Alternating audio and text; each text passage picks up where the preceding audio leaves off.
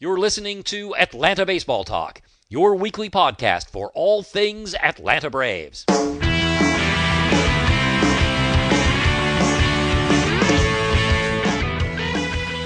Welcome to show number 323. Today is Friday, January 22nd, 2016, and my name is Steve. I'm joined by both Hammy and Kurt. And guys, in tonight's show, we'll discuss conversations the Braves had on Justin Upton, roster moves over the past month, and the potential of the DH coming to the National League. But first, guys, let's start with Yoenis Cespedes. So as we record this, Cespedes is still a free agent. He apparently has a 5-year deal on the table from the Nationals and a 3-year deal with an opt-out after 1 year from the Mets. So the Braves were reportedly looking for a short-term deal with Cespedes, at a discount, no doubt. So, Ham, what do you think about the fact that the Braves were talking to his agent, showing interest about this? What do you think about this approach? I was a little surprised, to be honest. It just sort of felt out of character with all the moves that had been sort of going on and just the direction. All of a sudden, let's go out and sign this huge, one of the premier free agents to a short-term deal. I was down on the Braves, all the stuff that started happening last year when they just started shedding all those players, and Andrelton was certainly the lowest point of all that. And then it slightly changed with the Shelby deal, right? And all of a sudden I'm like, okay, this is actually positive. It's, I'm feeling better about the Braves. It's on the upswing. And then this deal just didn't fit with that sort of.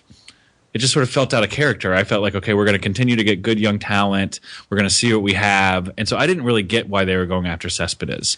Yeah. It just felt like you're going to pay too much. He's going to be gone before you can really build anything around him. He's such a free agent type of, gun for hire, which, he's obviously good. And obviously he would be fun to watch next year, I think, as opposed to Adonis Garcia. Nothing against Adonis, but it just felt weird. I didn't get it at all. It was so weird. I don't know if I was even for it or against it. I think I'm against it when it's all said and done, but it just really struck me as strange. Well, I'm against it because short term, which is apparently they were in short term, 2 or 3 years, short term and expensive makes zero sense at this stage of the rebuild. Why do that, right? Why tie up 20% of your salary? And let's think about it. So the Mets have this 3-year deal on the table, right, with an opt-out after 1. Kurt, if you had to guess, what is the annual salary on that 3-year deal the Mets are offering? I guess just based on some of the other things I've seen, it's got to be 18 to 20. Yeah, right. I was thinking 17 to 19. So really? The Nats are 5 for 100, so they're at a 20-year, $20 million a year. I haven't seen any numbers on the Nats. That was in Yahoo Sports this evening. So yeah, so I assume the same, right? Yeah, exactly. So why would the Braves do that? If the reason was simply to get butts in the seats, I guess I don't know that it's going to bring in $20 million in revenue. I suppose on the flip side of this, they didn't do it, and we're sort of talking about it like they did and how insane they are, and who knows how serious or not. Their conversations were about it, but it just doesn't make walking around sense. I don't know, Kurt, do you see it a different way? Well, it just brings up so many questions, like where would he play? Why? I guess if they're still potential that they're trading Inciarte, is that a possibility still that's floating around there? But then you have this kind of old, really bad defensive outfield. I guess Markakis could play center field. Oh, but God, it just no, I don't. It wouldn't make any sense. And is this a sign that they've lost all faith in Oliveira, that they don't think he can actually be a contributing major league player? I don't think so, Kurt, because, and we're going to get to Justin in a second, but in Rosenthal's article about Justin, he was talking about, and if the Braves went in on Justin and brought him back, they'd have to get rid of an outfielder with Oliveira in left, as if Oliveira was not going anywhere. So I don't think this was about Oliveira. I think it was about bringing in a bat and, power bats are, you pay a lot of money for them. And I want us to pay a lot of money for a power bat, but especially a short-term one doesn't make sense in 2016. Yeah, especially this year. So who? They're trading Markakis? Is that the or NCRV? implication? I mean, it would be one or the other, right? Yeah. And so then what? Bourne is getting the bulk of your center field, I guess, until Malik Smith comes up? I mean, it still would doesn't. be Cespedes if Cespedes was there. Oh, right? but that would be a disaster. Wow. Well, so sort of, part of this same topic, right? So Justin Upton signs a 6-year, $132 million deal with Detroit. And Ken Rosenthal, after that deal went down, reported that the Braves were talking with Justin's agents about a 6-year deal. So this is different than the Cespedes stuff, right? Because it's the length of the contract they were discussing. But what about this, Kurt? I mean, do you do that? So you're talking 6 years. You're talking, through the 21 season or the 22 season. So all the pitching has arrived, and you're well ensconced in the new stadium, and the team should be good by the second half of the contract. Do you do that? Well, I mean, the only thing I can think is that they just lowballed him to death, that they just threw a number out there and thought that maybe he was getting to the point where he was getting desperate and thought that maybe he wasn't going to sign. I can't see that move either. And as good as Justin was for stretches when he was here, he was so bad for stretches too. Yeah, I mean, so true. It was like 2 months of the season he's really, really great, and then the rest of the time he's really not even good. He's below average. So I don't think I would have done that either, unless he had come in and taken some offer. But even then, I don't know that I would have wanted him tied up for 6 years. Yeah. So no, I don't think I would have. I don't think I would have pulled that off. And again, this is another thing that's just kind of weird. It's like, why? What was the point of? Or is it like they're just putting up smoke signals so we can say, oh yeah? Because then I don't know if you guys read that latest interview with Capalella where he's like, oh yeah, we're not just going to kind of be throwing money around. Right. And like that was like it projected into the future. Like all the kind of talk and the fingers crossed stuff that as fans we've all had, that once they move into SunTrust Park, that all of a sudden they're going to up their payroll and start paying more. And maybe we've gotten some vibes from John Hart or somebody about stuff like that. Well, that they've interview said with it. Capalella. I mean, it's been reported. Yeah, but he didn't seem like that was their intention at all. So that they were going to have to be really wise where they spent their money and all this, and which I have no problem with. I mean, I don't want them throwing money just to throw money around, but yeah, you're going to have to fill some of these gaps. And I feel like they just, you got to sort of see what you're going to get with these young players and not sort of lose any of your long-term flexibility. And that's this both. I mean, I guess the Cespedes was short-term, but the Justin flies in the face of that, right? I mean, you're locking yourself into a huge deal for a long term for big money. And I mean, the last two that we did that I can think of, Ugla and BJ, did not work out for us. So I'm super gun shy about that. And I'm with Kurt. Like, Justin was good. I good for him. I like him, and I'm happy that he got that deal. I don't think he deserves that deal. I wouldn't give him that money, even if the circumstances were different for the Braves. I just don't think that's what he is worth. I think he got overpaid. Well, he arrived here, and all of a sudden he wasn't the above-average defender that he was in Arizona. Right. So, I mean, first, that sort of piece of his game was gone. And Kurt, like you said, I mean, he would just disappear for months on end at the plate. Just awful. And the strikeouts, awful. I mean, he really was not a consistent player. I mean, Kurt, I think that you hit on it. I would say that the underlying sort of reason behind both of these conversations on Cespedes and Upton were, hey, they've been sitting on the free agent market for a long time. Maybe we can get them for 60 cents on the dollar. And so if that's the case, right, so Justin got, 22 or 23 million a year. Even 22. If you get him at 18 a year for 6 years, do you want to do it? No. I don't want to pay that money to Justin. I mean, do you think there was any element of just trying to get the fans excited about the team, knowing that we're not going to win this deal? Let's get in there. Let's throw an offer that we know we're going to lose, but the fans at least think that we're trying to be active. You think there's that much of a smokescreen? I mean, I don't think it was total misdirection. I believe that they were having conversations with his agent. I believe it. But, I mean, part of it that we'll never know is when the baseball writers report on this kind of stuff, how serious were the intentions and how serious were the conversations, right? It could have been a real passing, hey, if we did 6 years, how low could we get, whatever. And that's really all it was. But then it gets reported as a thing, and now Braves we're talking about it. Right. I don't know. To me, the most alarming thing about that Rosenthal article was the fact that to accommodate Justin, we were going to have to trade someone because Oliveira is cemented in left field. Like, how bad did they think he was going to be at third, and how far off were they on their scouting of him and the thought that he was going to be our long-term third baseman?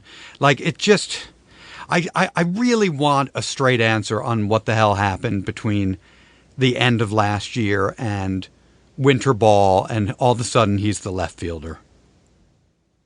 It just feels like someone missed something or didn't read it right. Yeah, that seems still to be the one that I think ends up blowing up in our face. Yeah, well, I think so too. But I guess at the long term of this is if there was any question about if they made the right decision, and I think collectively we all supported their decisions to move on from Justin and from Jason Hayward. But I mean, we sort of talked about this, but I can't imagine if the Braves right now if they had put these contracts out and they had $500 million tied up in Freeman, Justin, and Hayward for the next 6 years or whatever it might be. I mean, with those two guys on this team, and obviously all the caveats that come with that, but you're not any closer to a World Series team. I mean, you just got three really highly paid guys taking spots on your team. It's hard to understand what the timeline would be and what all the other pieces would be. I still wouldn't be unhappy with Hayward on the team, I'll be honest. But Justin, I wouldn't have wanted to pay the money he's getting. Yeah. All right, guys, let's move on to some moves that have actually happened. So lots of utility infielders signed over the last 6 weeks. So Gordon Beckham, our old friend Emilio Bonifacio, and our even older friend Kelly Johnson. So, Ham, do you like these moves, and what do you think it says about the roster and, some of what 2016 is going to look like? I think that for the most part, these guys are cheap roster fills that make sure that we can get through the season, which I think is, the Braves' MO for this year. I mean, I'll tell you, I love KJ. I'm glad to have him back. Gordon Beck, maybe you're buying low. He's 29. He's an Atlanta native, highly touted. Maybe he's a change of scenery guy. Yeah, fell off the cliff last year, though. Fell off the cliff last year, 209 and 6 homers. But who knows? I think it's a low-risk play for him. I think he's getting like $2 million. Yeah, they're all low-risk moves. For sure. So I think it's just filling bodies to take slots and maybe somebody – I think with Kelly and Bonifacio, you've got some reliable defenders who you can put behind some of those young pitchers. And with Beckham, I mean, you needed someone to back up Adonis. Yeah. And, I just think it doesn't hurt. He's an Atlanta native again. Low risk move there. So I think it's just buying time. I guess that's what it says to me, is that the Braves are just sort of buying time with those moves. Yeah, I think it points to a few things going on. I'd say they don't trust Jace Peterson, and they have no idea what's going to go on at third, because all three of those guys can both play second and third. And you get the added bonus of potential trade pieces at the deadline if they have good first halves. Yeah. I mean, Kurt, do you think that Kelly Johnson plays a ton of third? Do you think that we see a bunch of Adonis at third? Like, how do you see that shaking out? Well, I didn't look up his numbers, and I should have, but isn't Adonis having a pretty good winter? He is, yes. So I think that he kind of starts all that off. But if you look at the team, as Ham and you both touched, the youth really is on the infield. At least the guys that you would have penciled in, or I mean, beyond Adonis Garcia. Well, I guess that doesn't even make it. But I mean, like with Jace Peterson, if Rio Ruiz comes up at any point, with Daniel Castro. I mean, these are guys that are pretty young and have not really established themselves very much. So, whereas the outfield is, dare I say, decrepit. So it's kind of bringing in these elements. Maybe these are good clubhouse guys. We know that Kelly Johnson is, and Bonifacio, I didn't really hear anything bad about him when he was here. As Ham mentioned, you're bringing Beckham back to his hometown. They're only spending $4.5 million on these guys. So I think that's basically what the Braves are going to be this year, is they're going to be kind of rolling young guys in and out, almost like their starting rotation last year. And then they're going to have these old dudes that are going to, if the young guys start to slip, that they can throw them in there and play a couple of games and solidify some things. I mean, we're the Royals of 15 years ago. Yeah, so. I mean, it speaks to how unsettled the infield is, aside from Freddie. I mean, seriously. And Ibar, I mean, I guess Ibar's pretty set. Well, he's pretty solid. I mean, yeah, Ibar is settled, but Ibar's not here for the long term because Dansby's coming, right? But so you have really no idea about Jace. You have even less idea about third base. These are filler guys to get to the future. Exactly. All right, so let's talk about. So, Stevie, do you take back your ridicule of me that Adonis was going to be the starting third baseman coming into the season? Yet. Yeah, and it's foolish of me to not have been like, of course they're going to do that. And especially now with this winter, they're going, oh man. Yeah, exactly. Look at this is perfect. Yeah, and he'll be great for the first 3 weeks, and then he'll fall off the cliff too. He'll strike out a lot, but he'll have a little bit of pop. Yeah. All right, so guys, 3 reclamation projects in the starting pitching ranks. Kyle Kendrick, old Braves killer. Julius Chassin and Alexei Ogando. Yolis Chassin. Is it Yolis? Yolis. I think his parents refer to him as Julius, but that's okay. His parents are also from Connecticut. Chakin. Last name is Chakin. So these are all minor league contracts for that matter. So Kurt, how do you think this shakes out? Same. It's what we just described with these guys in the infield. I think some of these guys, it's like Chen-Ming Wang last year, who they just kept in Gwinnett, like the sort of Damocles hanging over. Right, and Wandy, head. Yeah. right, Wandy, and then who's the guy that we kept that we shouldn't have? Who did Wandy lose out to? Yeah, Eric Stoltz. Right, I agree. It's very low risk. They're minor league contracts. If one of them hits, then you get to have sort of a tougher decision about Bud Norris. I mean, Bud Norris is the 4th reclamation project, except he's the one guy that got the major league deal. So you assume he's in the starting rotation at the start of the year. And Jules Shaken can relieve too, can he? Sure. Well, Ogando is a reliever. I don't think he's a starter. He was a reliever for the Red Sox. I think he's a reliever. Not to question your hostness, Stevie. I thought that he was a starter a number of years ago. Maybe. I know that recently with the Red Sox. Yeah. I'm looking at 2011. He had 29 starts. 2013 he had 18 starts. Really? Hammy. All right, I take it back. He actually went 7-4 with a 3.11 in 2013. So I'm sure they're hoping they can recapture some of those Ogando magic. And Hammy, by the way, it's Alexei. Oh, sorry. Thank you so much. Come on. So I bet I'm actually down with Yolis Chassin.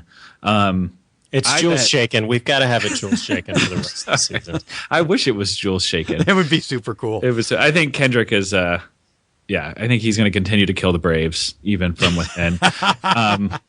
I think Jules, he's a couple years removed from a 14-10 season. I think he must have been injured or something. I'm sure he had Tommy John at some point. He strikes me as one of those people that comes in and has 15 starts for us. I bet we see more of Chassin than we see of Ogando and Kendrick. But I agree with Curtis. These are stopgaps. Ogando like candy.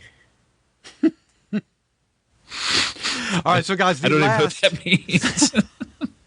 It's a Blazing Saddles. Every time I see it, I think of Mongo. Mongo. Sorry. Yeah, well, I didn't get it either, Kurt. All right, so guys, the biggest news is that Joey Turdoslavich is gone. It's horrible. He was put on waivers. The Orioles picked him up, and then he got released by the Orioles when they signed Davis to the 7-year contract. Were they just threatening him with Chris Davis? Yeah. Listen, Yeah, look who we brought in. yeah. We're covered now. So, guys, to me, I'm really sad that we won't say Turdo and Joey Turds nearly as much as we used to. Thank God we have Jules shaking. Yeah, exactly. He strikes me. It's just it's the Pastor Nicky. He's like this in this sort of. Well, it's the quad A guy that never really happened. Exactly, and it seems like and I guess every organization has those, but it feels like the Braves have a whole Hall of Flame. Hall of Flame out with these guys, and they're all good guys. I mean, Pastor Nicky just felt like he got a sort of a rough deal, or a raw deal. And Turdo, I mean, I wish he had done better. It's sad to see him go. Well, go back and look at that, with all that hype years ago with the baby Braves when all those guys came up. Go back and look at some of the names of those guys. I mean, really none of them did much of anything. They were just kind of fun. Other than McCann. But it was like Pete Orr and Langerhans. Oh, right, yep. All sorts Kelly of guys Johnson, like that. right? Yeah, I mean, that's true. I think that's right. McKay McBride. Yeah. Etc. So he kind of fell in that same sort of area to me. It was a guy that we heard a lot about and, would be there and kind of hang around. But it is. I liked Turdo a lot. Ah, totally. All right, so Ham, rumor is that the DH is coming to the NL, or at least that it's gaining a lot of momentum. It's certainly being talked about in a way that we haven't heard in a very long time. So what's your position on it? Do you care? Do you not care? I care. I like it. I'll be honest. I know that there's a lot of old school baseball fans who are, grumpy about it. But I think the game's more interesting when the pitcher doesn't have to hit. I think there's strategy, and it sort of it forces your hand, and you got to sort of play around it. But it's sort of silly strategy. Let's have the batter's bat, the pitcher's pitch. I think for me, I find it more interesting. So I'm for it. Curtis, how about you? I used to be diehard that I never wanted the DH coming to the National League. And in fact, I wanted it banned from baseball. But I've since gotten to the point where I really don't care. I mean, I think Ham's probably right. It's probably better baseball to not have the pitchers batting and, hate to have your really good pitcher break his finger or something trying to lay down a bunt. So whatever. Yeah, I mean, I totally get the watching guys who, as a collective, bat about 100 and strike out half the time is just not that interesting. I guess my only opposition to it is I just like the flow and the sort of movement of the National League game, and a lot of that is because the pitcher bats and because of all the pitching changes in the last 3 innings of the game and that strategy. I mean, I just like that flow of the game. I'm used to it. It's what I watch 98% of the time. I will miss that when it's gone. And I don't love the meathead, just smasher basher that is the DH on a lot of teams. I mean, I guess I really just I hear DH and I picture Giambi. And that's just not that interesting a baseball player to me.